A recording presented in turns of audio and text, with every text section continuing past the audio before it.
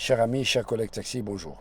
Voilà, je fais cette vidéo, on est le samedi 5 ou 6, samedi 6 avril. Alors, J-10 pour la manifestation contre le forfait, le 16 avril, mardi 16 avril, à Roissy et à Orly. Et à l'après-midi, c'est à Bercy que ça va se passer. Je tiens à vous rappeler que c'est très important, votre présence est très importante aujourd'hui. Tout le monde se plaint de la perte sèche qu'on a subie à cause de ces forfaits-là. Et après tout, qui dit forfait, dit tarification, parce que la manifestation ne va pas porter uniquement sur le forfait, mais c'est toute la tarification du taxi. Concernant les approches, 4 euros et 7 euros qu'ils ont été, de toute façon, tout a été décidé par l'UNIT. Hein, vous le savez très bien, qui dit l'UNIT, dit G7, dit Nicolas Rousselet. Voilà, moi je cache pas, je dis pas J6 plus 1 ou autre, je dis les choses comme ils doivent être dites.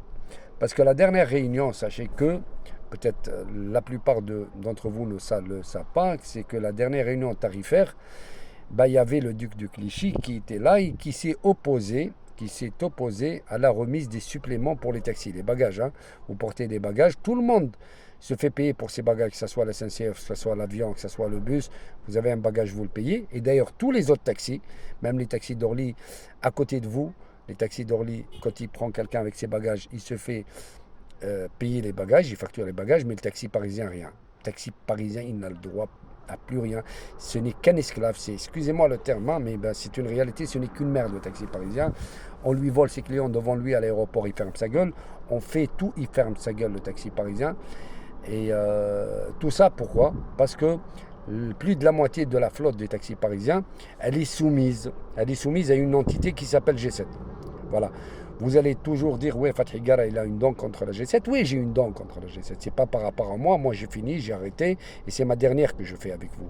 J'ai une dent contre la G7 parce que c'est elle qui a participé à la déréglementation de la profession. Quand je dis G7, c'est pas vraiment G7, c'est pas la radio, c'est l'UNIT.